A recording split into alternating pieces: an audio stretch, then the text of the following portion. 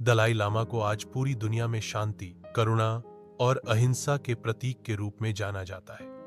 उनका असली नाम है तेंजिन ग्यात्सो और वे 14वें दलाई लामा हैं। उनका जन्म 6 जुलाई 1935 को तिब्बत के एक छोटे से गांव टक्सर में एक किसान परिवार में हुआ था। उनका बचपन का नाम लहामो धोंडुप था।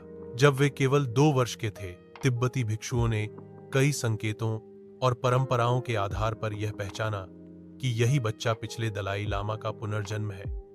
उन्हें तिब्बत लाया गया और विशेष शिक्षा दी गई। इस तरह बहुत ही कम उम्र में वे तिब्बत 16 सोमवार और भोलेनाथ की कृपा। एक बार की बात है, एक गांव में सिया नाम की एक साधारण सी लड़की रहती थी। वह बहुत ही श्रद्धालु थी और भोलेनाथ की परम भक्त थी। सिया को एक लड़का आरव से सच्चा प्रेम हो गया था। आरव समझदार, संस्कारी और सच्चे मन वाला युवक था, लेकिन दोनों परिवारों में बहुत अंतर था।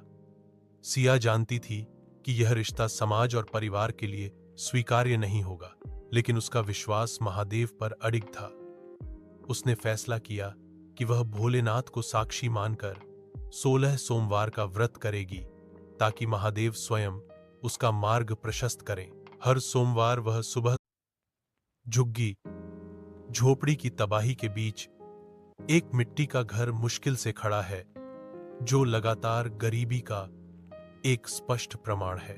बाहर एक छोटा बच्चा अकेला बैठा है।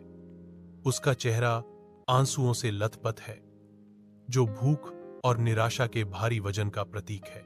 उसकी आवाज दर्द की पृष्ठभूमि के खिलाफ एक फुसफुसाहट चिल्लाती है, मामा तुम कहां हो? भव्य कैलाश पर्वत दिव्य वैभव में खड़ा है। भगवान शिव पार्वती के बगल में बैठे हैं। शांत देवत्व का एक दृश्य। एक पीड़ित भक्त की चीखें सुनकर शिव का दिव्य हृदय हिल जाता है। दलाई लामा की जीवन कहानी। आज पूरी दुनिया में दलाई लामा को शांति, करुणा और अहिंसा के प्रतीक के रूप में जाना जाता है। उनका असली नाम तेंजिन ग्यात्सो है और वे 14वें दलाई लामा हैं।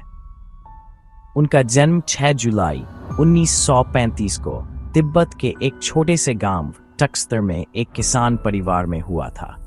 उनका बचपन का नाम लहामो धोंडुप था। जब वे केवल 2 वर्ष के थे, तिब्बती भिक्षुओं ने कई संकेतों के आधार पर यह पहचाना कि यही बच्चा पिछले दलाई लामा का पुनर्जन्म है।